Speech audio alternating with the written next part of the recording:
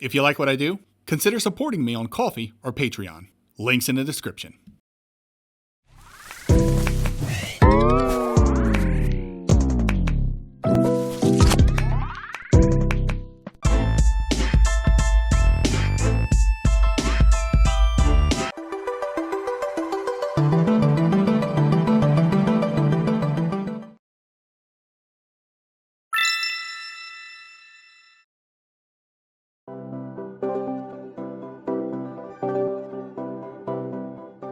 The Thompson brothers are kind of a big deal in the MV scene, especially Kyle Thompson, the solo developer behind the trilogy of games I'm focusing on this week: Sheepo, Islets, and Crypt Custodian. You may already know this because you clicked on the video, but this vid is focused solely on Sheepo. If you're looking for Islets or Crypt Custodian, I'll throw cards up now and probably a little before now because I can't put two cards up at once. Anyway, Kyle has a very distinct visual and tonal style to his games that his fans have grown to love, myself included. Kyle's style, oh no, that rhymes.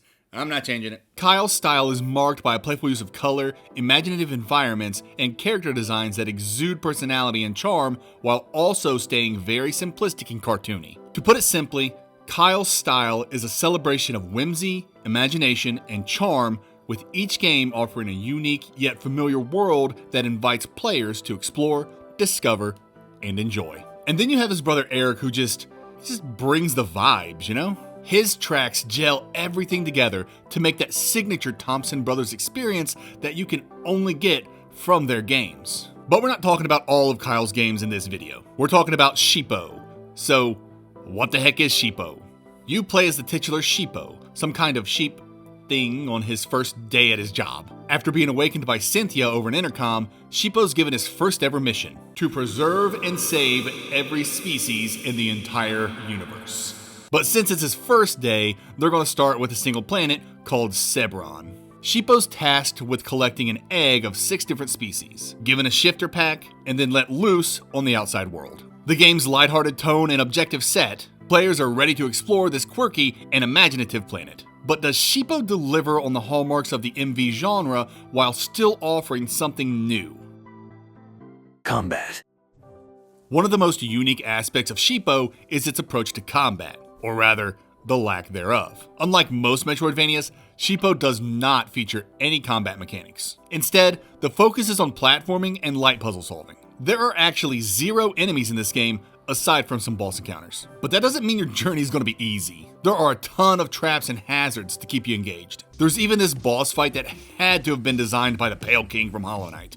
The bosses are not my favorite. If you're a fan of the channel, you know I'm not big into puzzle platforming in my MVs. A little's fine here and there, but when it's the entire game's focus, my eyes glaze over. Thankfully, Sheepo's an incredibly short and tight game. I beat it with 92% at a hair under 3 hours. And the bosses, though I thought a few were a bore, were largely fine. Because there's no combat, Sheepo's forced to evade a room full of bullshit until the boss does some bullshit move that it fucks itself over with. Or until Sheepo finds a lever that conveniently drops bullshit on its head. It's all just a bunch of bullshit and it's fine. Sheepo's boss is fine when platforming is prioritized over evasion, but more on Sheepo's buttery smooth platforming in the next section.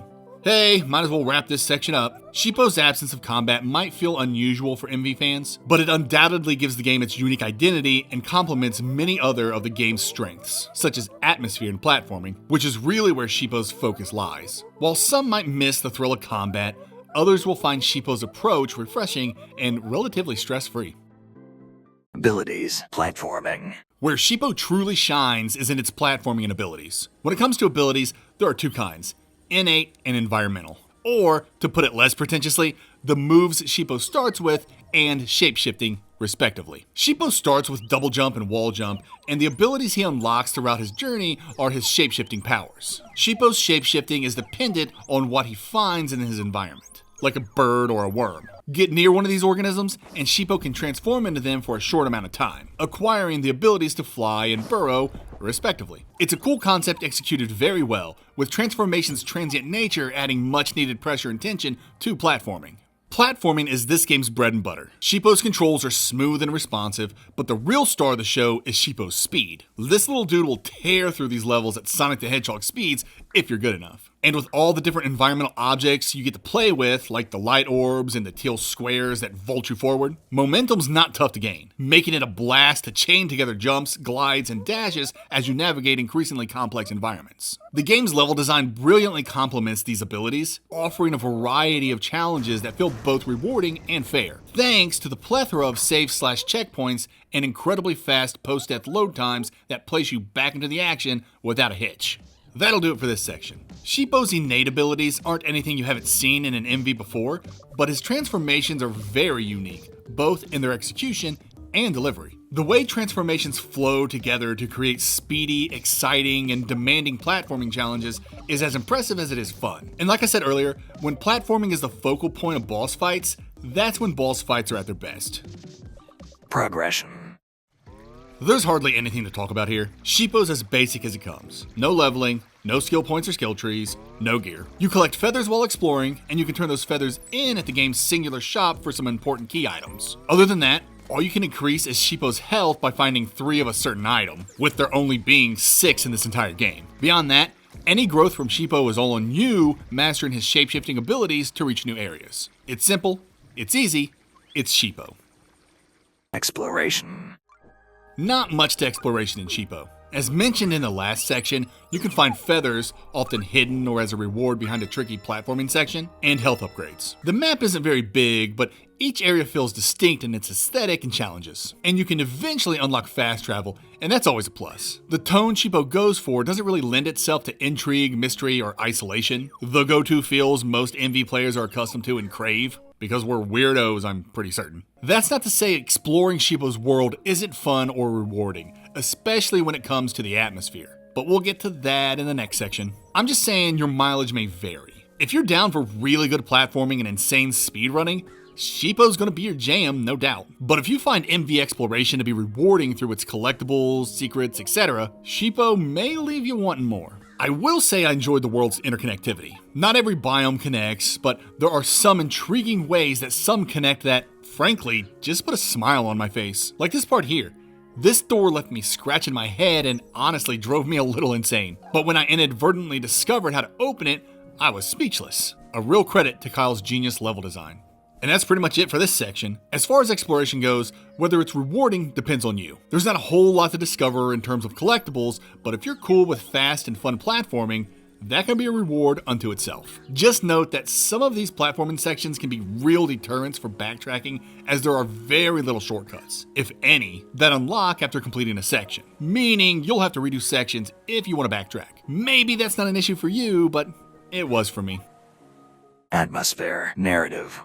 This is why you play a Kyle Thompson game. Of course, each of his games has its strengths, but across all of Kyle's works, it's the atmosphere that's consistently powerful. And because this is the Sheepo video, I'm only going to be talking about Sheepo. Sheepo's vibrant, hand-drawn art style creates a world that's both alien and endearing, filled with whimsical creatures that are as ugly as they are cute. Kyle's simplistic, cartoony character designs pop and look distinctively Kyle. I can look at anything this guy makes and immediately know he made it. And his style also extends to the game's environments. Each area has its own look and feel, contributing to the game's sense of discovery and childlike wonder. And when I say childlike, I guess I'm really talking about how the world and designs evoke a sense of nostalgia, or better yet, a sense of viewing something through a child's eyes. Which is a roundabout way of saying this game's visuals, and especially its humor, remind me of stuff I liked as a kid, and it gives me the feels. And I like these feels. There's just this prevalent feeling of innocence in Sheepo that never betrays us. How often have you seen or played a game or watched a YouTube analog horror series that weaponizes your nostalgia or uses a tone of childlike innocence to lull you in before the bear trap of subversion snaps around your ankle? Yeah, sometimes that's cool, but sometimes letting me chill in this innocence is cool too. And that's what Sheepo does. It's an innocent little game about a sheep thing trying to preserve life. And he does. This game has a wholesome ending and all kinds of silliness that's not ironic. This game is genuinely silly and wants you to be a part of its silliness. Anyway, that's my attempt at trying to describe Kyle's style and why it resonates with me and so many others. I could have just said Sheepo's a vibe, but I wanted to save that for Eric's contribution because the words I need to describe what makes Sheepo's soundtrack so great are as elusive as Sheepo in these boss fights. I don't know what to say. Eric's tracks perfectly complement everything on the screen.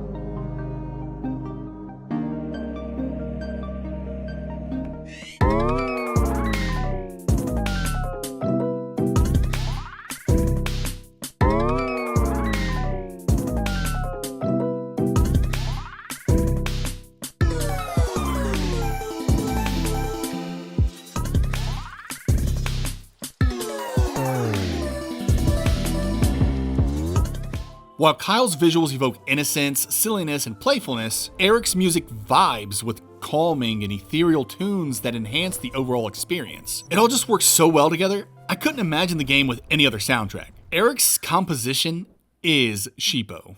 Narratively, the game's plot is straightforward.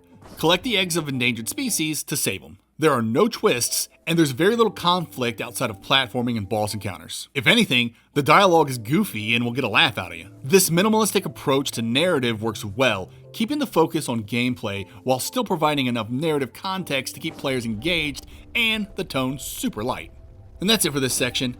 I cannot praise Sheepo's atmosphere enough. And the scant amount of narrative only reinforces the silly and innocent tone the game's going for. There's also some post-game after the credits, and that's always a treat. Final thoughts and score.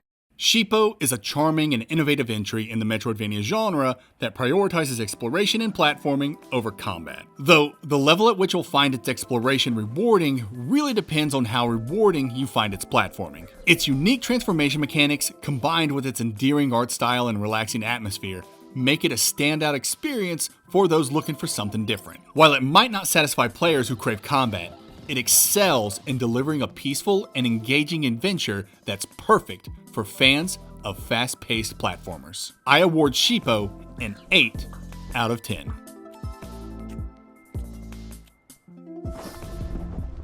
Tier placement. This is where people might get confused because on my channel, a game's score does not guarantee where it lands on the tier list. Scores are an evaluation of how good a video game it is. Tier placement is how good a Metroidvania it is. I always use the analogy, spaghetti is good food, but it makes for a terrible sandwich. That being said, Sheepo is an excellent video game, but just an alright Metroidvania, earning it a solid spot in the C tier.